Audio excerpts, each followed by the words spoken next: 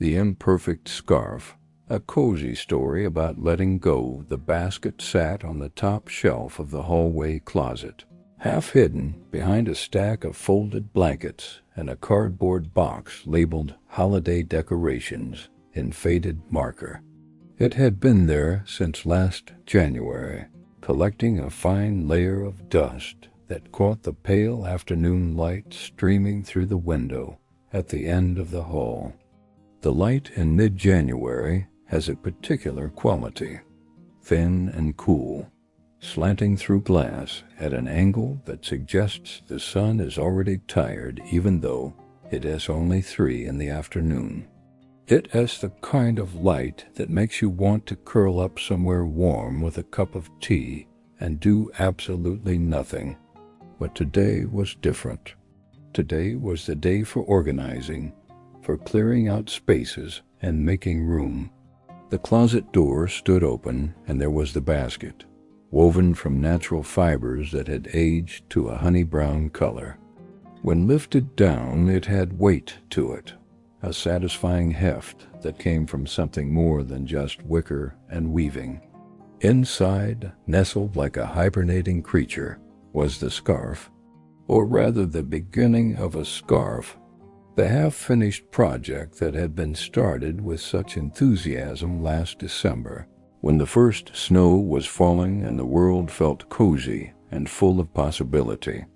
The yarn was a deep forest green, the color of pine trees in shadow, and it spilled out of the basket in loose coils, still attached to a ball that had been wound by hand at some point in the distant past.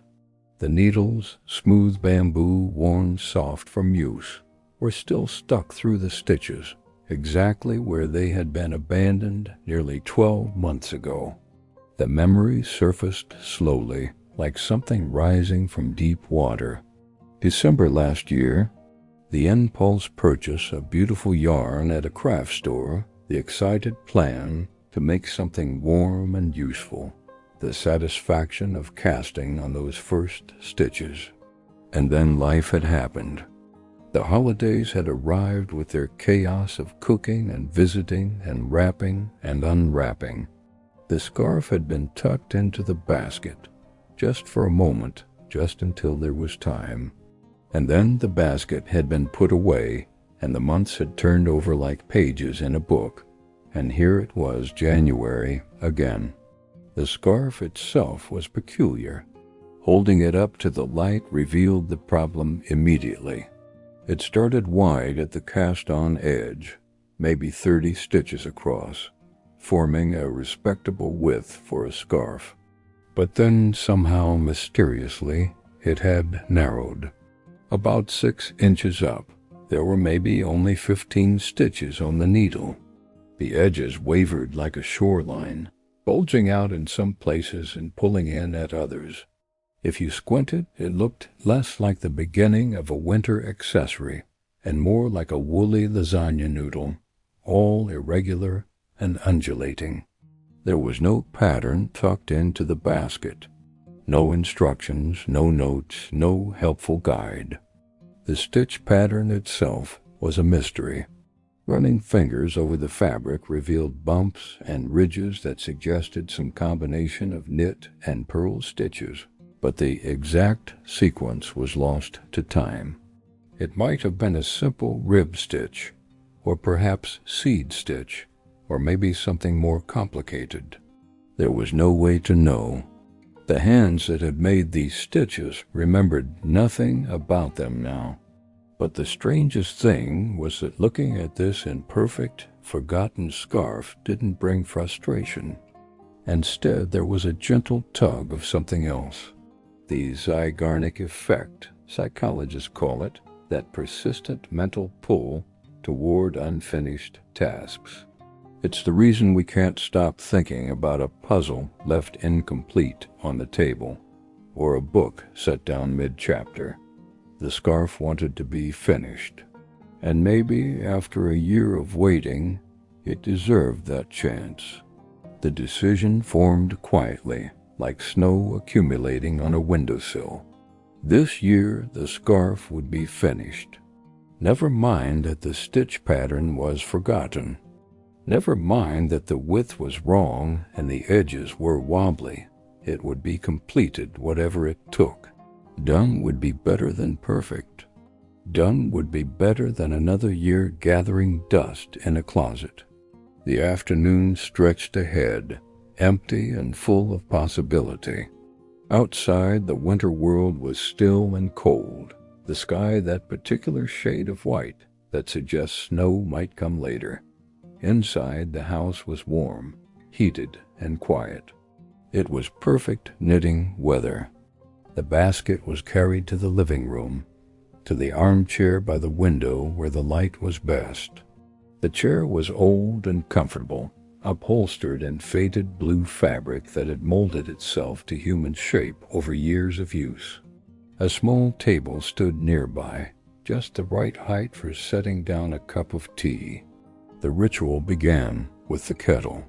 In the kitchen, water was measured and poured, the kettle set on the stove with a soft metallic sound. While waiting for it to boil, the armchair was prepared. Cushions were arranged just so, providing support for the lower back and a comfortable height for the arms. A blanket was draped over the side, within easy reach for later, when the evening grew cooler. The lamp beside the chair was switched on, adding its warm yellow glow to the thin winter sunlight. It was the kind of preparation that felt almost ceremonial, setting the stage for something that mattered. The kettle began its quiet rumble, building toward a whistle. Tea was chosen, something mild and soothing, chamomile with a hint of honey. The familiar motion of pouring hot water over a tea bag, watching the water darken and the steam rise, was its own kind of meditation.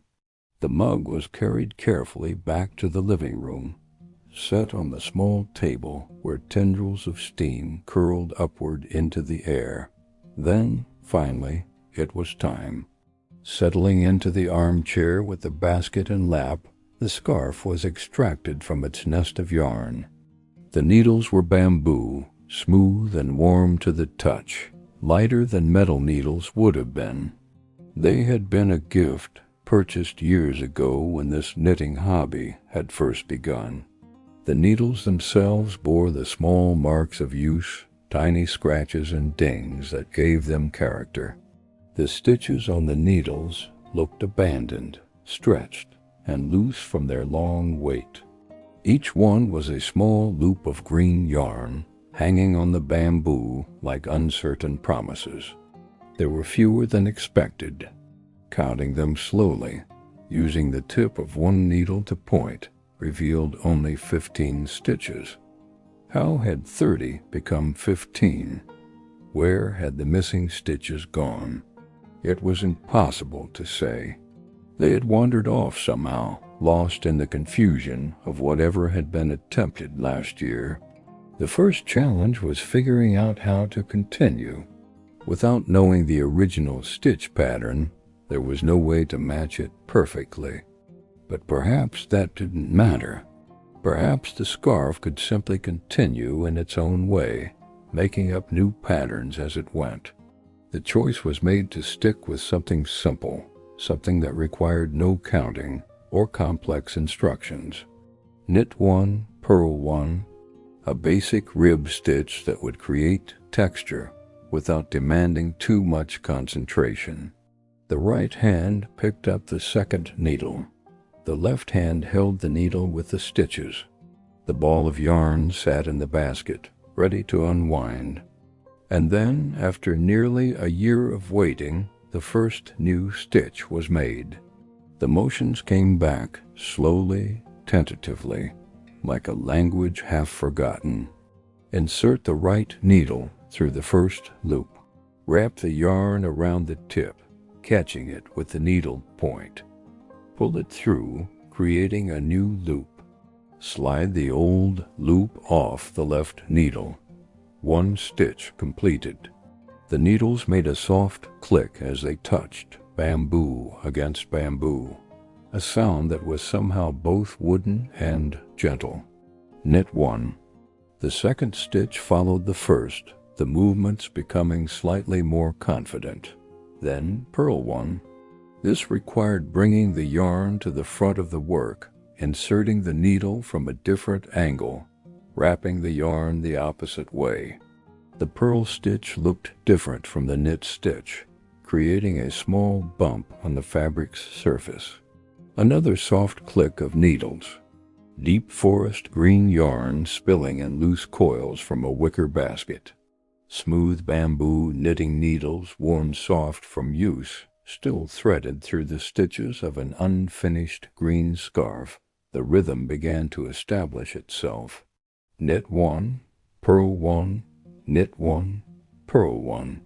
Each stitch was independent, and yet part of a sequence, like notes in a simple song.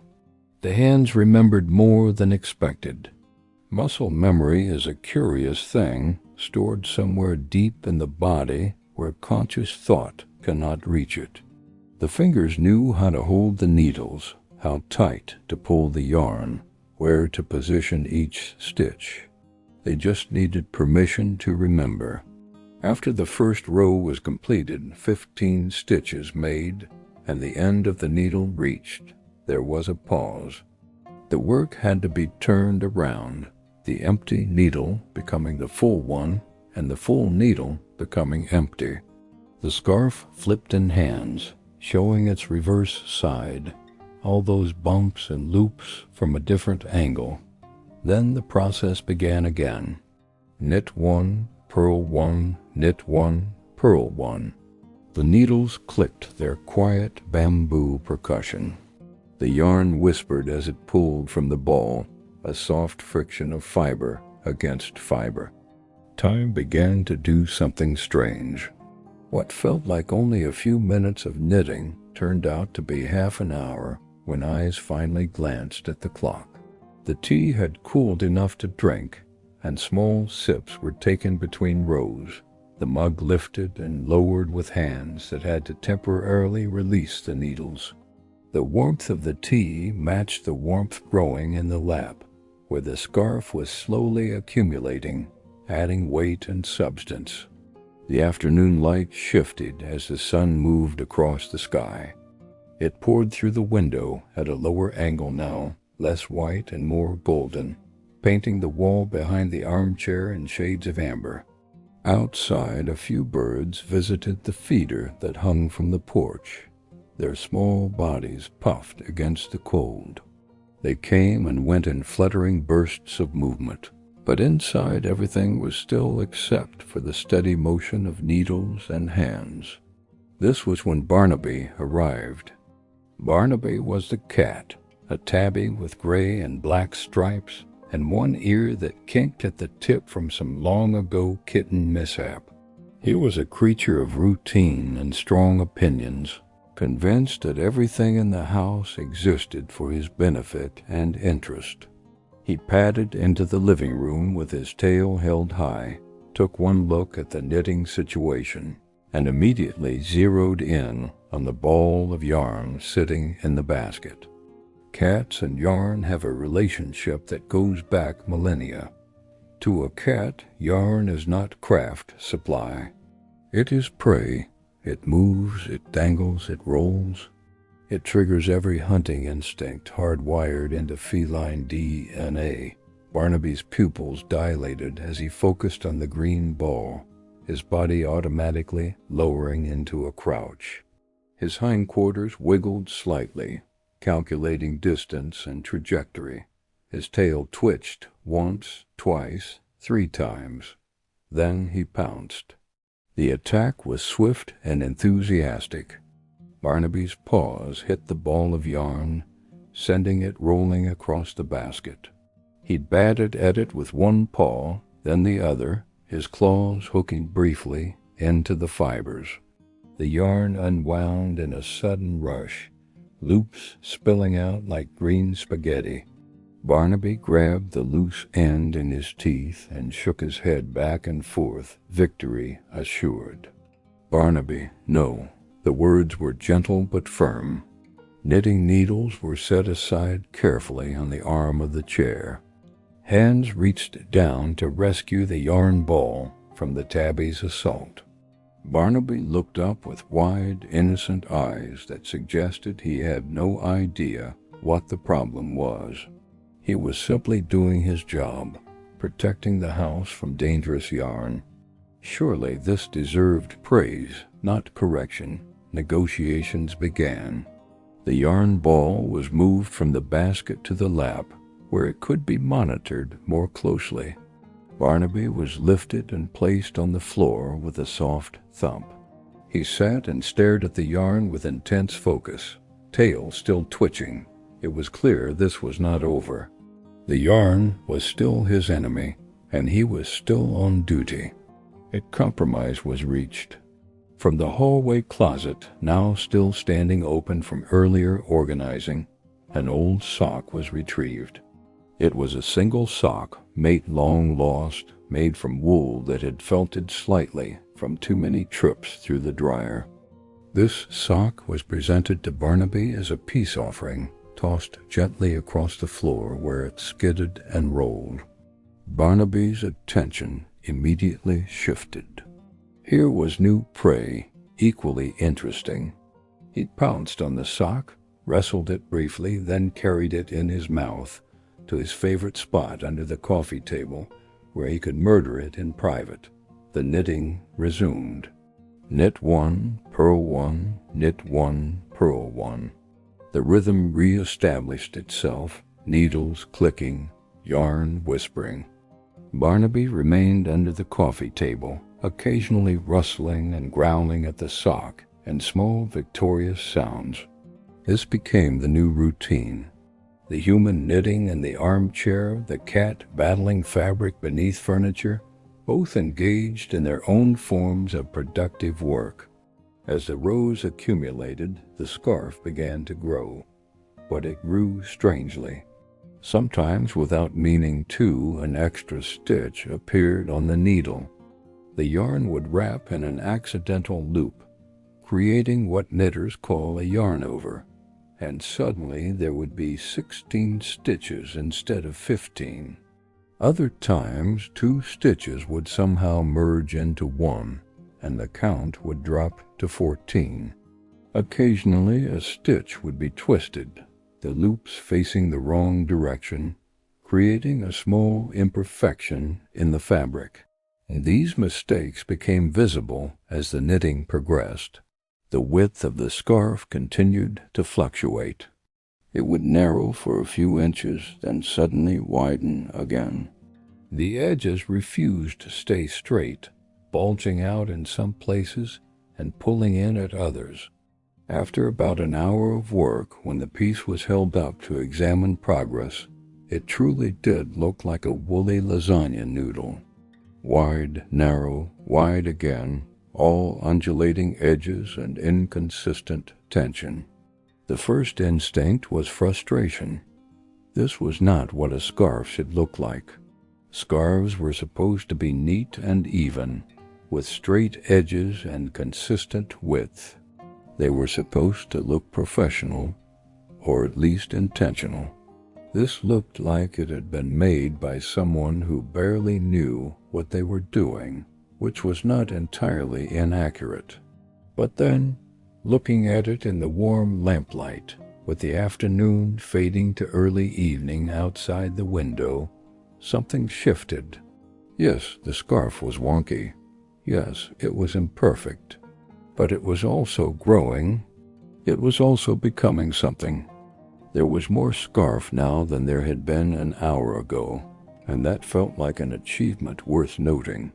The choice was made, there in the quiet living room with Barnaby purring under the coffee table, and the tea now cold in its mug. The mistakes would stay. The fluctuating width would remain.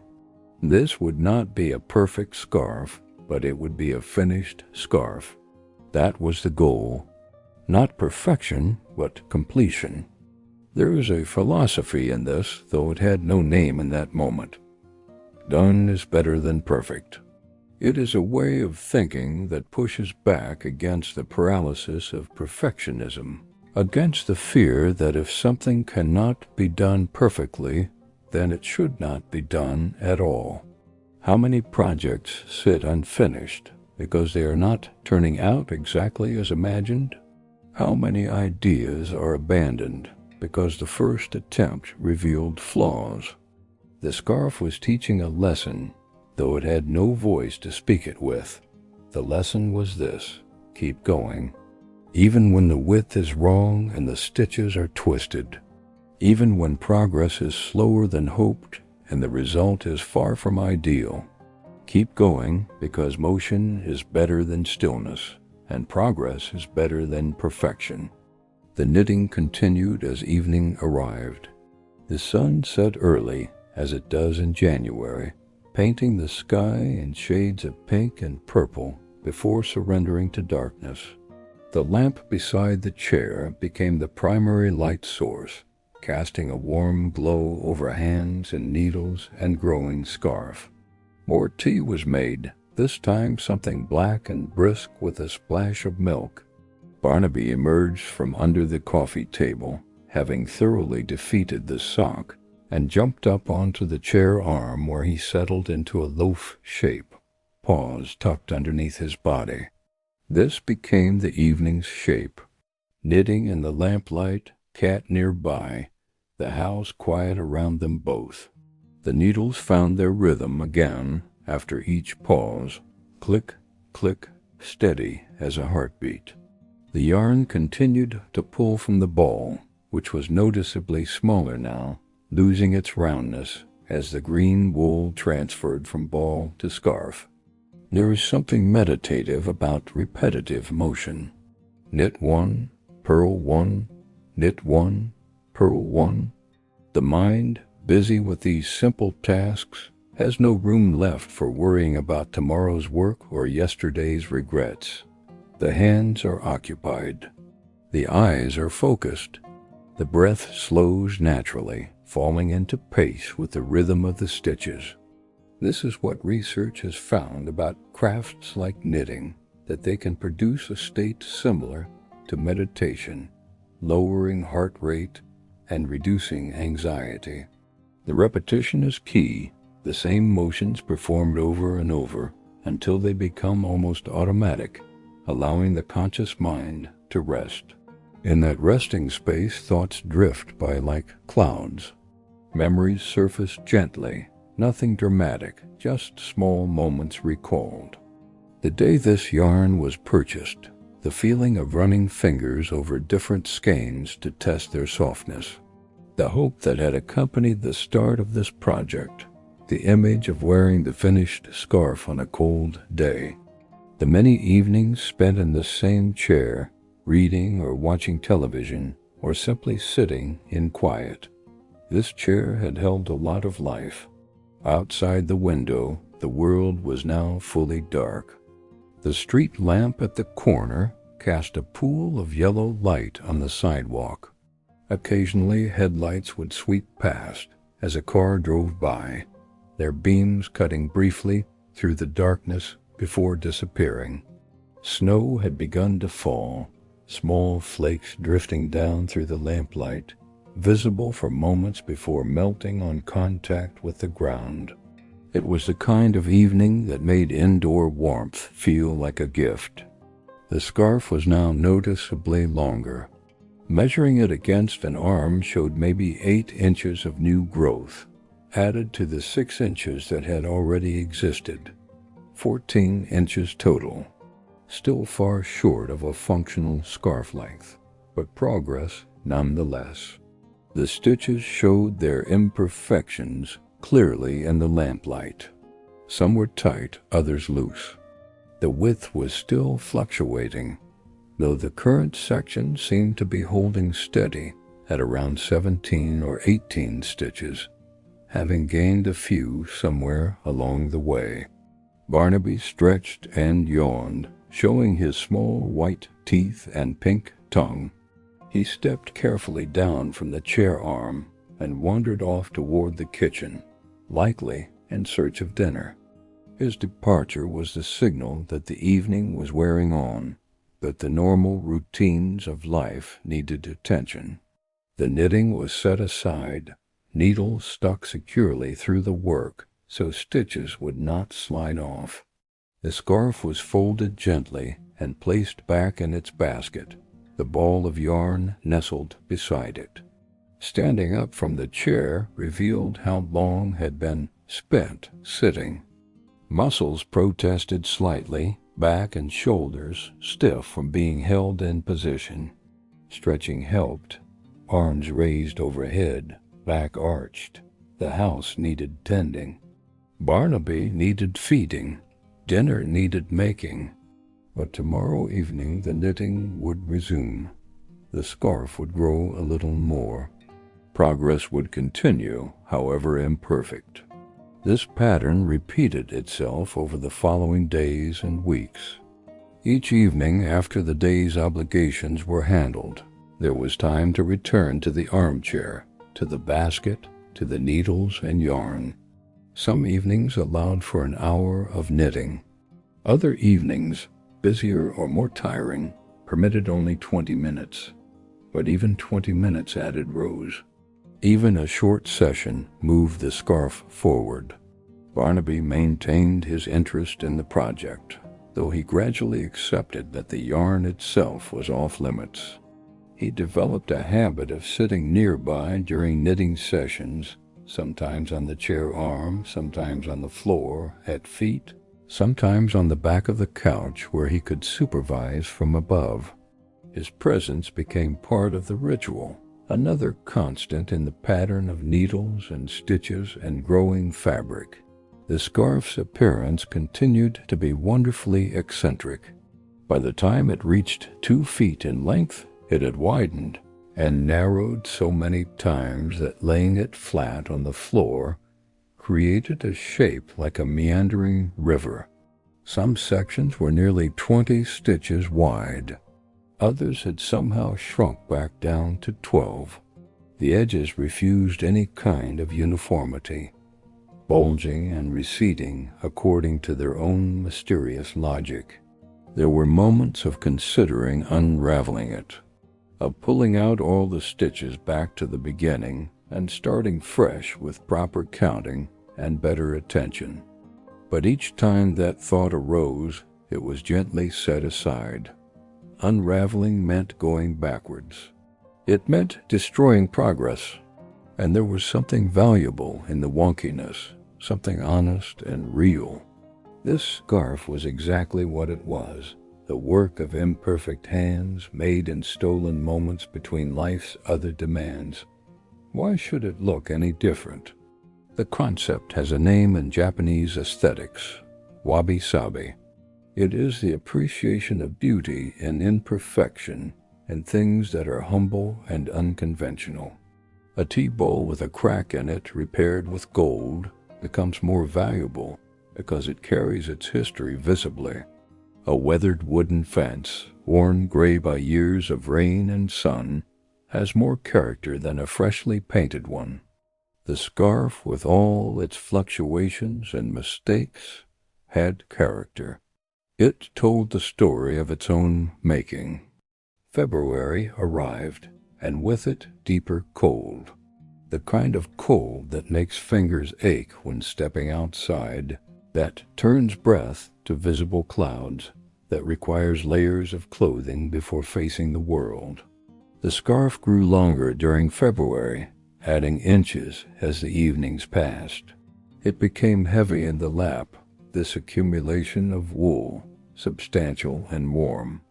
Sometimes during particularly cold evenings it was draped over knees like a blanket while knitting continued at one end. This was practical warmth, immediate and real. The act of knitting itself became something to look forward to.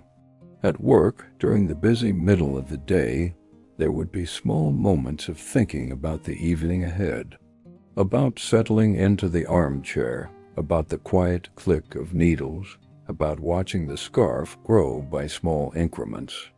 It was a kind of meditation practice, a daily return to something calm and centered. The ball of yarn shrank steadily, growing smaller, as its fibers transformed into fabric. By early March, it was half its original size, and by mid-March it had diminished to something barely larger than a tennis ball. The end was approaching, visible and certain. Soon there would be no more yarn to knit with. Soon the scarf would be finished, whether it was the right length or not. This approaching completion brought its own feelings. Relief, certainly. Satisfaction in finishing something that had been started so long ago, but also a small thread of sadness. The evening knitting sessions had become such a pleasant routine. What would replace them when the scarf was done? Would the basket go back into the closet, empty and waiting? Would the needles be put away, their soft clicking silenced? But these thoughts were for later. For now there was still yarn in the ball, and still work to be done. The stitches continued their patient accumulation. Knit 1, purl 1, knit 1, purl 1. Row after row, evening after evening, the scarf lengthened. 3 feet, 3.5 feet, 4 feet, long enough now to wrap around a neck with some draping, though still shorter than ideal. The pattern of width fluctuations continued right to the end, the scarf never quite achieving consistency.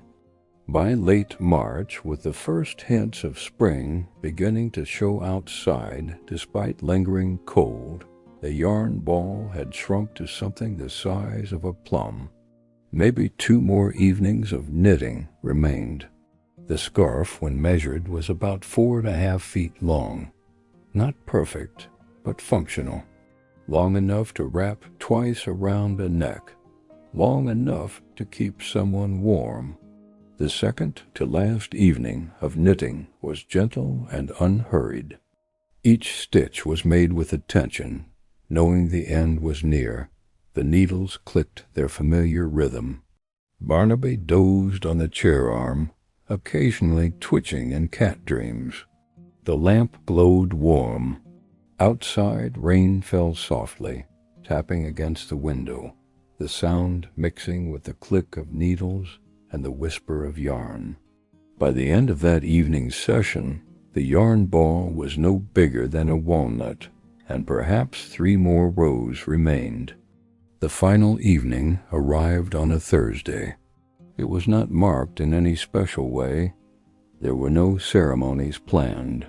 But settling into the armchair with the basket felt different, charged with a kind of gentle significance. This was it. Tonight the scarf would be completed. After all these months, after all these stitches, the end would finally arrive. The last rows were knitted slowly, almost reluctantly. Each stitch made was 1 fewer stitch remaining. The ball of yarn dwindled, became tiny, became barely a scrap, and then, with perhaps 6 inches of tail remaining, the last stitch was completed. The needle held 1 final row of stitches, 15 loops of green wool, and there was no more yarn to continue. Binding off is the process of closing these final stitches, of creating an edge that will not unravel. It is done by knitting 2 stitches, then using the left needle to lift the first stitch up and over the second stitch, off the needle and into finality. Then knitting 1 more stitch and repeating the process.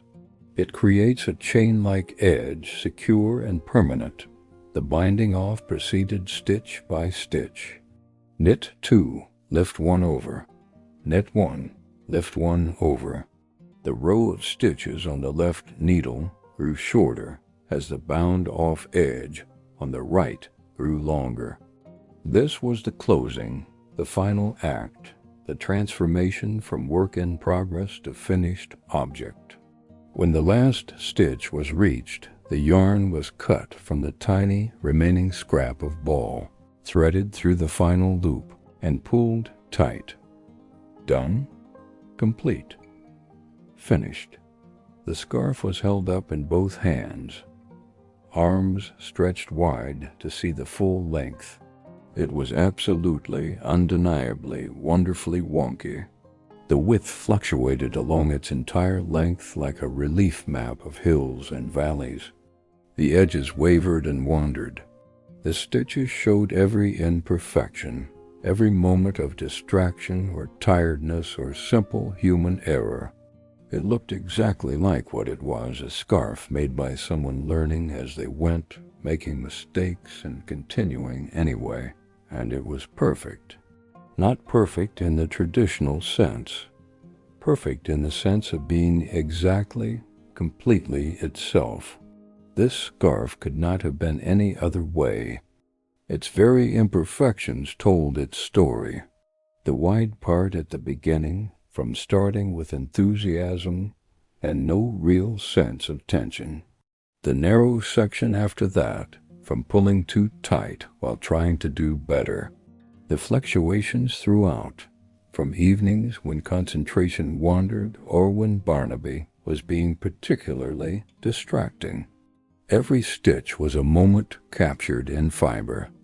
The scarf was wrapped around the neck, right there in the living room with Barnaby, watching from his chair arm perch. It was soft from all the handling during knitting. It was warm, genuinely warm, all that wool trapping heat against the skin. The irregular width actually worked in its favor, creating extra folds and layers that provided more insulation than a perfectly flat scarf would have. The wobbly lasagna noodle shape meant more fabric, more warmth, more protection against cold. Standing up and walking to the mirror in the hallway showed the scarf's full effect. It draped nicely despite its irregularities, the green wool bright against winter-pale skin. The wide parts and narrow parts created visual interest, a kind of accidental style that looked intentional, or if not intentional, at least charming, endearing, real. Barnaby appeared in the hallway, twining around ankles, looking up with his green eyes. He reached up one paw and batted gently at the end of the scarf where it hung down. Old habits. But this time the batting was gentle, more affectionate than aggressive. Perhaps he had grown fond of this green thing during its months of creation. Perhaps he would miss their evening battles. The scarf was worn for the rest of the evening, even though the house was warm and it was not strictly necessary. It felt too important to take off immediately. This thing that had been months in the making deserved to be appreciated. Dinner was cooked while wearing it. Dishes were washed while wearing it. The television was watched while wearing it. Barnaby was fed while wearing it.